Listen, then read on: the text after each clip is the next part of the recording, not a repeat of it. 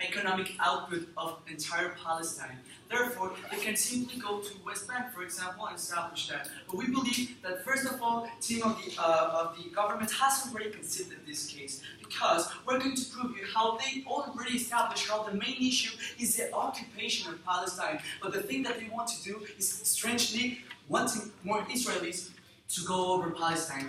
That is going to be touched inside of our substantives. The first one being that of the easy way out of the issue, and second of all, the heavy Israeli presence inside of Palestine, and with that idea of the competition. But first of all, let me move on to a brief rebuttal of what the team of the government has proposed so far. They're establishing that there is not going to be a real prevalence of all these Israeli entrepreneurs, but we believe there is going to be prevalence, because it is going to be really easy for anyone to take this type of subsidy. The motion clearly states heavy subsidies, and therefore it is going to be really easy for all the entrepreneurs coming from Israel to go over Palestine. And that is the main issue with this debate, ladies and gentlemen. Another point that we find really nonsense coming from the team of the government is how they are establishing that that is going to be beneficial for all the Palestinians inside of their economy. We believe that's a total falsehood as well, because first of all, a Palestinian would like to have economic policies that could help develop himself or herself. The problem is that we are actually only developing one sector, or totally one-sided, that is the Israeli people. And another point that is really important, and that I want to take clear and take out from these rebuttals, is how team of the government has told you that in certain jobs the Israeli employer is to hire a lot of Palestinians. We believe no, thank you very much. We believe that is also false, because first of all, the Palestinians have already resentment and hatred against these type of factories, for example, and therefore they will not even apply for that job. And another point that is really important is that also there is hatred coming from the Israeli sector, and with those, they can even give them only symbolic posts to occupy, and with that, not giving nothing extra for the Palestinians. Now, another point that is really important, they're establishing how we are going to avoid this antagonistic idea of the Israelis. But what we believe is that by actually occupying more and marginalizing more, as I'm going to explain in political, religious, military, and economic issues, you are going to make this resentment even harsher inside of the media and other sectors inside of the population. No, thank you very much, sir. Now, let me move on to the first extension that I'm going to present to you inside of the easy way out of the issue. We believe that the focus of the Palestinians is in terms of the territory, in terms of socio-economic equity, in terms of religious equity, and the system of governance they are going to follow.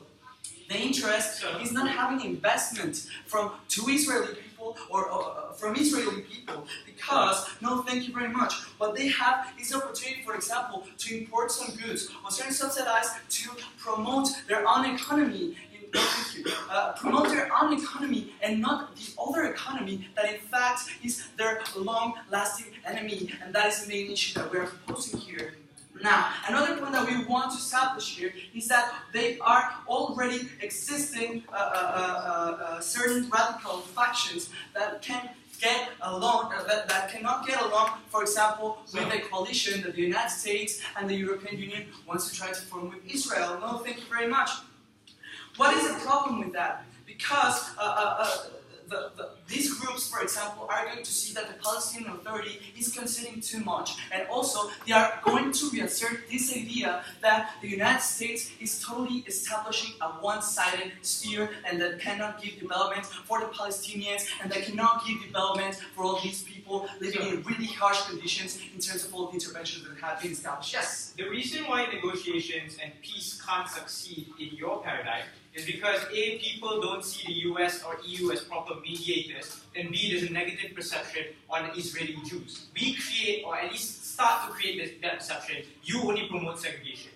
The team of the opposition, of the government, is telling us that we are creating segregation.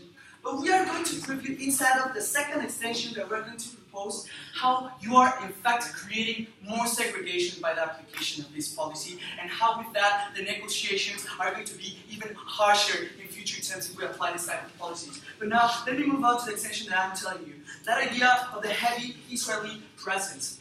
we have the information that Israel has one of the largest programs in the generation of technology and patents. And what does that mean? That they have a lot of infrastructure that for example, Palestinian people cannot compete with. And that is the issue, because at the moment in which Israeli people get inside of Palestine, all the Palestinian businesses cannot sustain to that level of development that the Israeli people may have inside of the businesses.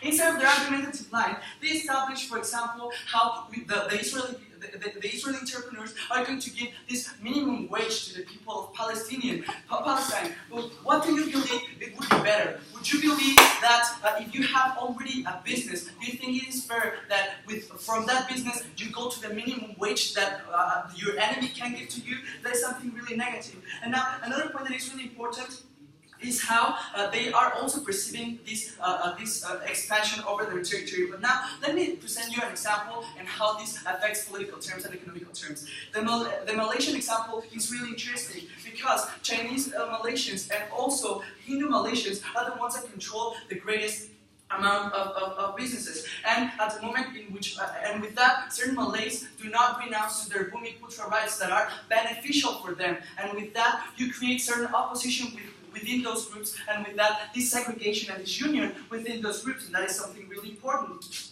Now, Palestine is even worse because what they are defending is their territory. They will make anything to maintain themselves and not suffer this type of economic segregation. What have we told you inside of this speech? That the policy or that the idea that the team of the government is establishing is only going to create military differences, political differences, religious differences, but it also is going to affect a lot in terms of economic segregation inside of Palestine, and that is the main issue why you should oppose. Thank you very much.